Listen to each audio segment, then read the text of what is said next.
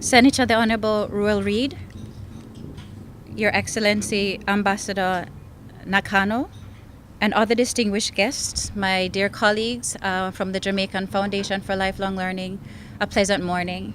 It gives me great pleasure today to share with you in International Literacy Day. In 1966, 50 years ago to be exact, today was proclaimed the Day of Literacy, primarily to bring the global agenda and focus in looking at how best we can treat with the many men and women who do not have the opportunity to go to school, or those who did not have the opportunity by which they could actualize to do so. Now, notwithstanding many of the successes that my ED spoke to this morning, I want to share with you what I refer to as the historic narrative. This time of year for us at the Foundation for Lifelong Learning, across our 34 locations, there is a longing desire, and they are as follows. I cannot read, but I want my child to succeed in school. I want to get a better job to take care of my family. I dropped out of school, and because of that, I cannot get a good job. I left school and never passed any subject.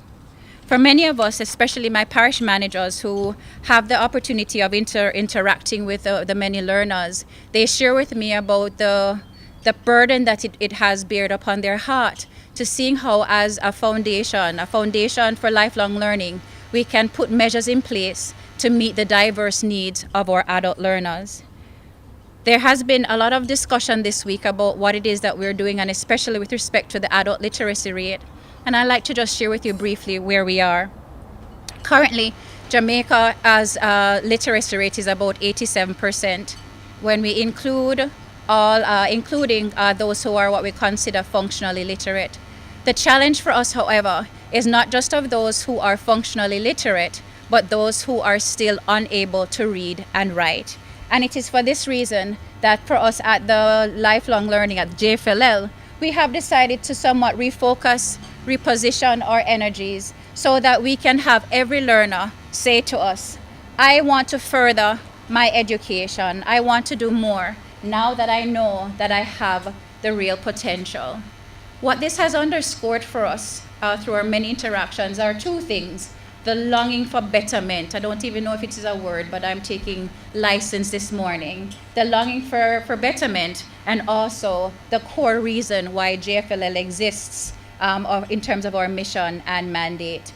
So as the ED pointed out this morning, over the last 2 years, since we launched the high school diploma equivalency program, we decided that in order for us to, like our predecessor Jamal, make a dent or an impact on social and economic development in Jamaica, that we needed to modernize and expand our core business to provide access to learning opportunities to maximize potential for our adult learners. And as such, we came up with the high school diploma equivalency program. It's otherwise called the Good News. The Good News because it does three things. It creates access, establishes pathways, and provides support for adult learners so that they can actualize.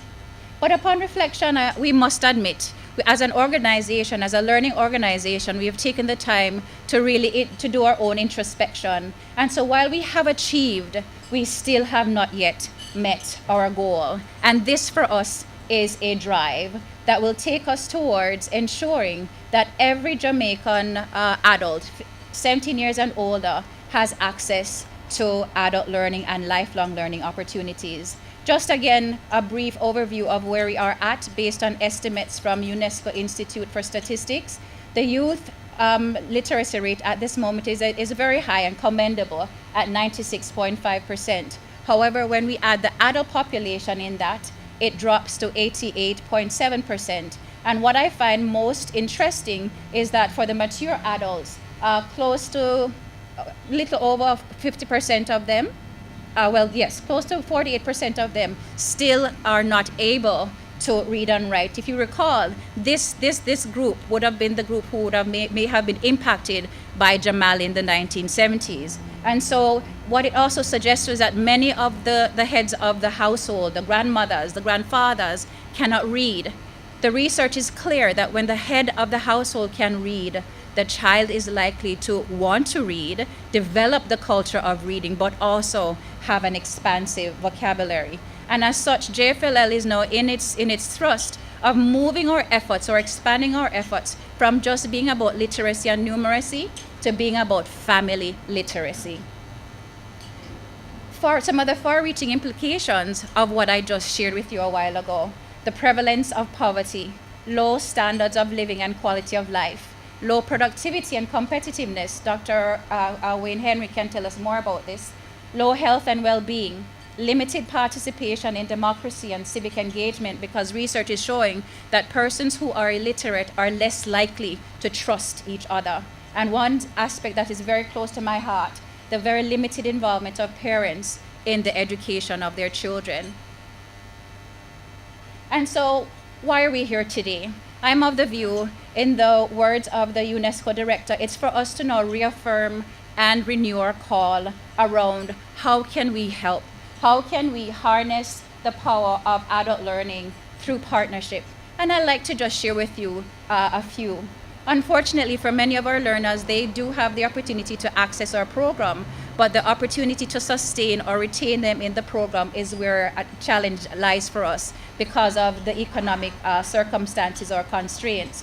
And therefore, we would love to establish a scholarship or bursary by which those who are in need can have access to funds to help them to pay for their CXCs or to help them with lunch money and bus fare. Additionally, we are of the view that in order for us to be the best, we need to constantly be reviewing ourselves and aligning ourselves with international best practice. And therefore, the support from our international development partners such as UNESCO and UIL will provide us with that opportunity by which we can sharpen or tone what it is that we are doing as it pertains to capacity building and institutional strengthening. One of the areas of challenge for us at this moment is how do we treat adults who have learning disabilities? How do we treat adults who are incarcerated? Because you can only imagine that the curriculum that we use or the teaching strategies that we use in the formal system is not the same that you're going to treat with those who are in the incarcerated population. So that becomes an area that we would like to look at in terms of non-traditional ways of reaching the adult learner.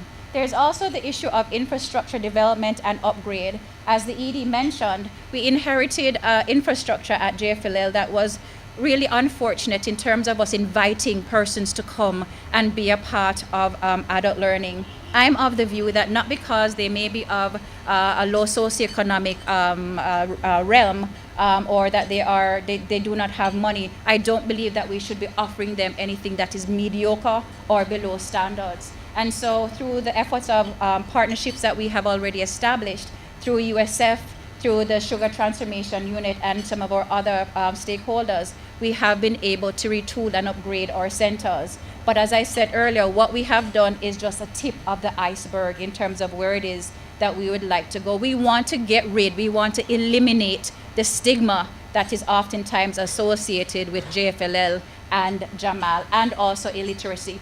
I would like to see a time where literacy becomes sexy again, where to say that I'm an adult, I may not be able to read, but I'm stepping inside of an organization becomes the norm rather than the exception. Furthermore, through special projects, and my dear colleague Mrs. Allen will tell you some more about this, is by which you can see us as your service providers for adult learning interventions in your communities and your workplaces.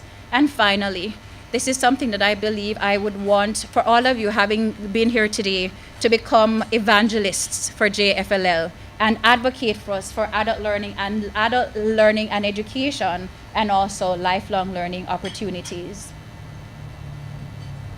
It's my own view that there's nothing better than us being in the service of others, and what better way can that be accomplished by being a part of an educational environment that, as in the words of Nelson Mandela, education is the most powerful, and I say that again, powerful weapon which can be used to change the world, our lives, and our community.